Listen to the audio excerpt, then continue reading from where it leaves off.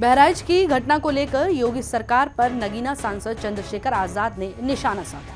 यूं तो चंद्रशेखर जब से नगीना के सांसद बने हैं तब से ही इनका विवादित बयानों से रिश्ता सा जुड़ गया है। बहराइच में जमकर हिंसा हुई और कई जगह आगजनी की गई। इसके बाद पूरे मुद्दे पर सियासत भी तेज रही और पक्ष और विपक्ष की तरफ से एक दूसरे पर जुबानी वार पलटवार होता रहा। ऐसे में इस मुद्दे पर चंद्रशेखर आजाद ने भी अपनी प्रतिक्रिया रखी है। चंद्रशेखर ने लोगों से शांति की अपील करते हुए कहा है कि प्रदेश की कानून व्यवस्था बेपटरी हो चुकी है। और क्या कुछ कहा सुनिए। देखो, यूपी में जिस तरह से लगातार कानून व्यवस्था दम तोड़ चुकी है, ध्वस्त हो चुकी है, ये फिर से जो है उसी का एक उदाहरण पेश हो रहा है।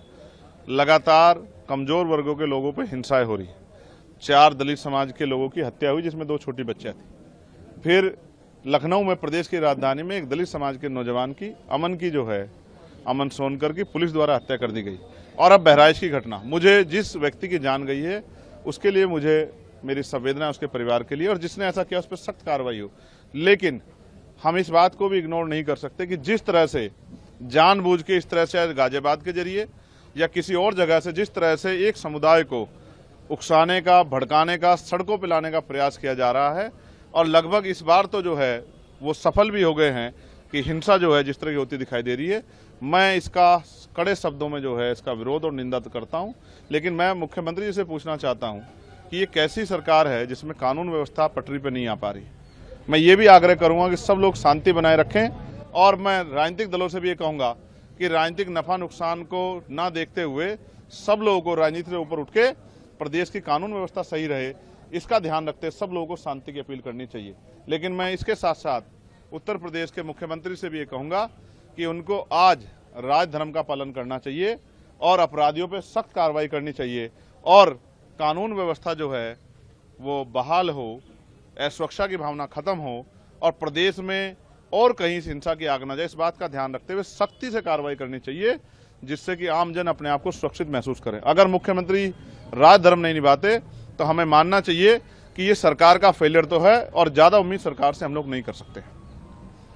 यूपी कांग्रेस राष्ट्रीय अध्यक्ष अजय राय ने कहा है कि पूरे प्रदेश में जंगल राज है, बहराइच में गोलियां चल रही है, मुख्यमंत्री जी को इस्तीफा देकर मठ में वापस चला जाना चाहिए।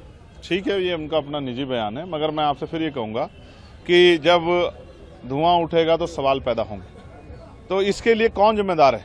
मैं तो जिम्मेदार नहीं हूँ। मुख्यमंत्री कुर्सी पे कौन है उत्तर प्रदेश? चंद्रशेखर थोड़ा ही है, योगी आदित्यनाथ बैठे हैं। तो अगर उनकी सरकार में लॉ एंड ऑर्डर फेलियर हो रहा है तो इसकी जवाबदेही भी उनकी है। जब अच्छी बातों का श्रेय वो खुद लेते हैं, तो ये जो इस तरह का अपराध हो रहा है, इस तरह की हिंसा हो रही है, तो उसका श्रेय भी उनको लेना चाहिए, और उनको जवाब देना चाहिए कि वो बड़े बड़े दावे करते हैं कानून व्यवस्था के। आज कानून व्यवस्था कहाँ है? कौन सुरक्षित है उत्तर प्रदेश में? लगातार क्या बहन बेटियों पर हमले नहीं हो रहे हैं? लगातार क्या तमाम तरह से दलितों पर, मुसलमानों पर, पिछड़ों पर जुल्म नहीं हो रहे हैं? क्या लगातार नौजवानों पर जो है हमले नहीं हो रहे हैं? लगातार किसानों पर हमले नहीं हो रहे हैं?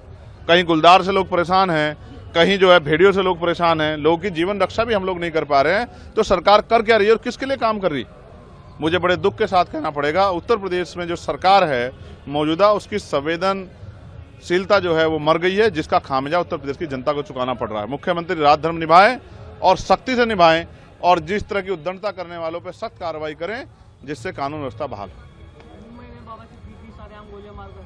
अब आप मुझसे ये मत कहिएगा कि सहयोग से वहां भी एनडीए की सरकार है।